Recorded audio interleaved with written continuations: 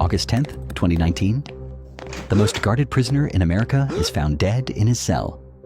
His suicide watch had been lifted. His cellmate was gone. The guards were asleep. And the cameras weren't working. This is the story of Jeffrey Epstein, the man who had names that could bring down presidents, princes, and billionaires. January 20th, 1953. Brooklyn, New York. Jeffrey Epstein was born into nothing special. His father is a Parks Department groundskeeper, and her mother is a homemaker. He was sharp with numbers, good enough to get into Cooper Union, then transfer to NYU. But he never finished either. No degree, no credentials, just a kid from Brooklyn who was good at math. In 1974, that kid talked his way into a teaching position at the Dalton School, the most exclusive private academy in Manhattan. His students were the children of Wall Street titans and old money dynasties. Epstein was not there because he loved teaching calculus. He was there because of the parents. He watched how the wealthy talked, who trusted whom, who owed favors, who had secrets, and which doors opened if you knew exactly how to knock. For 2 years, he memorized the operating system of America's elite. Then he was fired. Officially for poor performance, though some reports also suggest inappropriate behavior with students. Nothing was ever proven. But Epstein had seen the inside of the kingdom.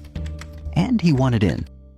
So in 1976, with a referral from a Dalton parent, he landed a job at Bear Stearns, one of Wall Street's most prestigious firms.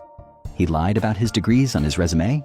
He charmed clients, rose fast to partner. He learned the one thing that mattered. Rich people don't pay for stock picks.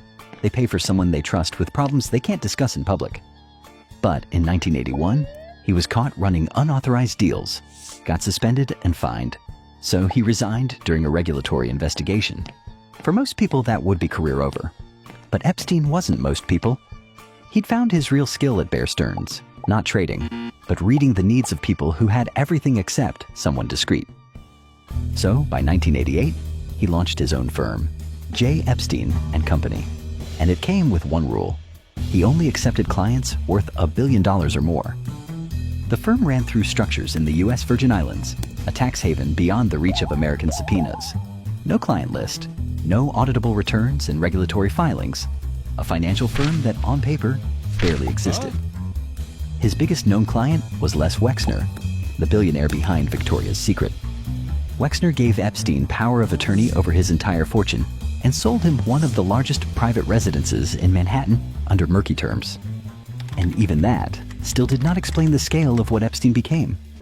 By the 1990s, he owned properties on 3 continents, flew a private Boeing 727, purchased a private island in the Caribbean called Little St. James, and hosted dinners where Nobel laureates sat next to former presidents and foreign heads of state.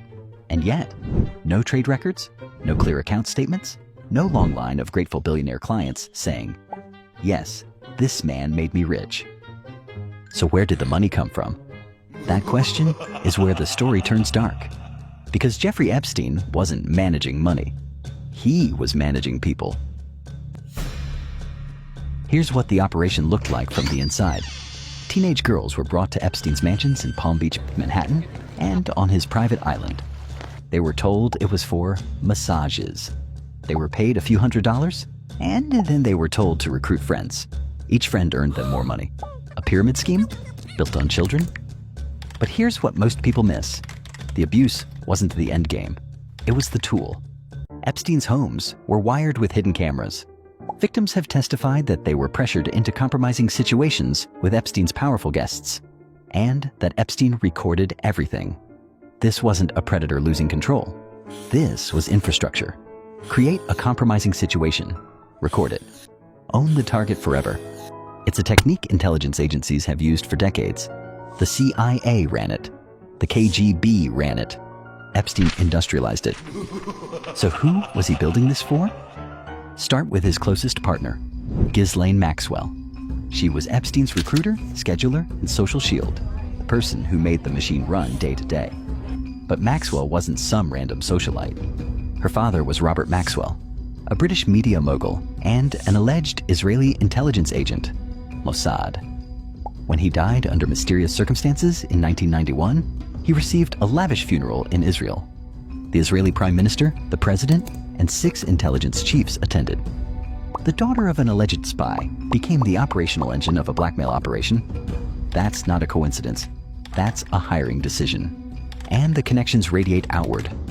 Les Wexner, Epstein's biggest patron, co-founded the Mega Group, a secretive network of America's wealthiest pro-Israel businessmen. Then there's Ehud Barak, Israel's former prime minister. He was photographed visiting Epstein's Manhattan residence dozens of times, even after Epstein was a registered sex offender.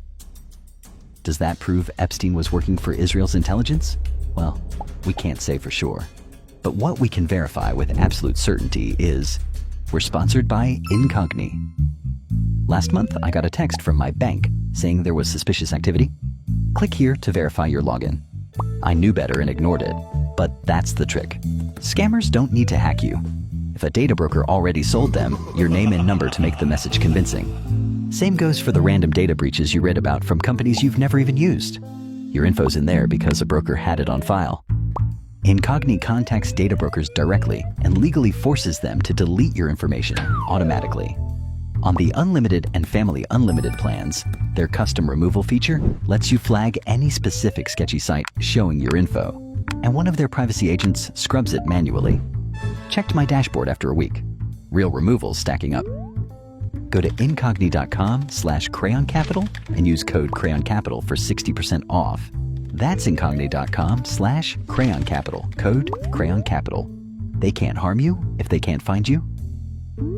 Now let's get back to the part where this whole scandal was nearly exposed.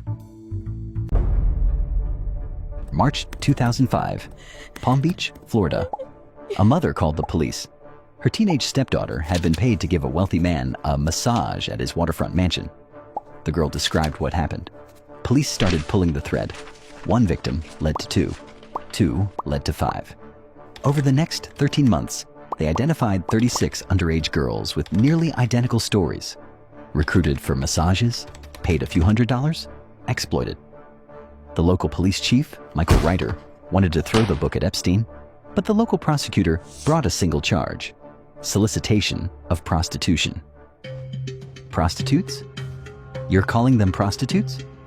They were children. A child doesn't consent. They don't choose this. They were victims. He escalated the case to the FBI. FBI agents spent a year building what should have been an airtight case. Dozens of witnesses, mountains of evidence, a 53-page draft indictment. This was going to trial. But then Epstein did something that changed everything. He didn't hire lawyers to fight the evidence. He hired lawyers to make the trial disappear. His legal team included Alan Dershowitz, one of the most famous defense attorneys in America, and Ken Starr, the man who'd investigated a sitting president. You don't want this trial. You really don't want what comes out in discovery. Think about what discovery means in this context. If this case went to trial, every name in Epstein's contact book could be dragged into the light. Every powerful person who visited that island. Every tape. The federal prosecutor handling the case was a man named Alexander Acosta. And Acosta folded. The deal he accepted was breathtaking. 2 state charges, not federal. 18 months in county jail, not prison, and 12 hours of daily work release, 6 days a week. Epstein could leave jail every morning and come back at night. It was barely a sentence at all. But the most outrageous part? Every unnamed co-conspirator got blanket immunity. The victims weren't even told about the deal until after it was signed. Epstein served 13 months. He walked out and went right back to his life. Harvard still took his donations. Scientists still attended his dinners. The powerful still answered his calls. Years later, when Acosta was being vetted for Secretary of Labor, the Trump transition team asked him about the Epstein deal. Look, I had one meeting. They told me Epstein belonged to intelligence, and I should back off. So I did. You're welcome. But later. Acosta denied this under oath. No one has ever corroborated the quote. But the question remains, why did a federal prosecutor with an airtight case let a child sex trafficker walk free? Whatever the answer, the result was the same. For 10 years, the most protected predator in America walked free. Then one reporter decided to pull the thread nobody else would touch.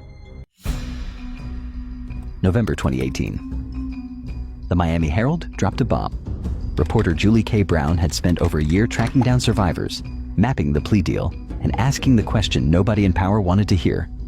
How did this happen? The story detonated. Public outrage surged. Acosta resigned from Trump's cabinet.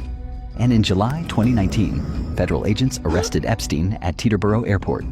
No deal this time. Prosecutors called him a danger to the community. A judge denied bail. He was sent to the Metropolitan Correctional Center in Manhattan, one of the most secure federal detention facilities in the country. The man who knew too much was finally behind bars.